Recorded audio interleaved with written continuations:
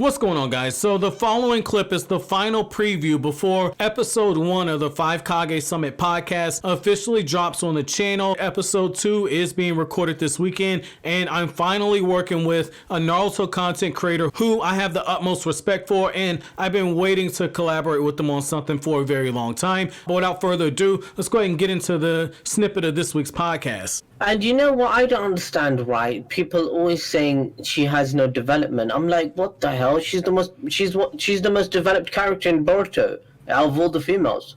I mean, that's a low bar if you're talking about Boruto. that is a low bar. That is a low bar. She's the best developed character in Boruto. Okay, in part 2 she was a bit trash, but when they all become adults, Sakura's the best character. I don't get it. I think a lot of people acknowledge adult Sakura. Yeah, a lot of people acknowledge that adult Sakura is great. A lot of people say that. They say she has no good fights and that she doesn't develop. I don't know if I agree with the development part. Because if you look at where she was when she got introduced, and everyone wants to say, well, she called Naruto an orphan. Okay, I grew up without a father. I don't care if you call me a bastard. Get over it. But like everyone says that she called Naruto an orphan. She's absolutely horrible. But the fact that you see her go from can't standing Naruto, telling Sasuke in chapter 4 that she thinks that Naruto only does this stuff in order to get on her nerves, and because Naruto knows that she has feelings for somebody and shouldn't say Sasuke. And then in the Land of Waves arc, she saves Naruto. Then in the Chunin exam, she is willing to throw away, because Ibiki says that if you raise your hand, your team will never be allowed to be Chunin. You'll always be a Genin. Sakura is essentially about to throw her ninja career away, all to protect Naruto's dream of being Hokage. That is huge. That in itself is character development. Even if he says that you can't be ninja again, if it's one of those things where he says you might not be able to retake the exams, that's still huge. That's essentially saying that I believe in my teammate even having the chance, so I want my teammate to have this chance. That's development. Look at where she started and look where she got to that point. That in itself is character development. Yeah. I think the reason why people say she doesn't develop is because they confuse it with someone likes to say Gaara or Sasuke, because her development's not as dramatic and crazy as theirs, so they automatically label it as none whatsoever. But her development is more so on her maturity and her worldview and the way she treats other people and becoming an actual ninja, whereas Gaara and Sasuke, they're going through psychological changes because of trauma. So people seem to just label that as not having development at all, but it's just a different level of it, you know? So you think that Sasuke definitely benefited more from the melodrama? I would say that Sasuke's development, it's more complex than hers, because he's actually experiencing a whole lot more than she is. Like, he's going through trauma and, confusion and being lied to and all that stuff, and massacre of his clan. So he has a lot more going on with his character than, say, Sakura does. So she still has development, but it's not as drastic and complicated. Nah, and Kishimoto said that he wanted to make Sakura one of the most realistic characters, and I think he did it, man, to be honest. He did. I believe he did. I think Sakura is one of the most realistic human characters in Naruto, because we're all trash, man. Like, we all have flaws, and she has it, and she displays it. I say that all the time. She's the realest one we've got. And if we're real, though, let's be real for a second. And I know I'm gonna get accused of being a Sakura dick rider for this, but I'm just gonna say it for what it is. Like, let's look at the character of Sakura for a second. I'm gonna give credit to Joe for this, because until he tweeted this, I said, damn, that's pretty good right there. I'm gonna steal this shit. Like, he said, if you look at Sakura, she didn't come from a clan. She was somebody who started her ninja career. She was one of the smart ones in the class, but she wasn't the smartest.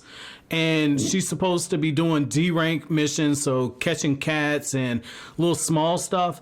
And one of her first missions is an A-rank mission going up against Zabuza, someone who tried to assassinate the Mizukage. So essentially, she's going up against somebody you could argue was Kage level at that point in the series, and she's fresh from the academy. She was out of her element, and any normal person would be shitting themselves. Naruto and Sasuke rose to the occasion, but Naruto's got the main character plot armor going for him, and Sasuke's driven by his vengeance. Like Sasuke was shown taking out those tuning in the early part of the arc as, okay, Sasuke's not going to freeze up in battle. Even Naruto froze at that point.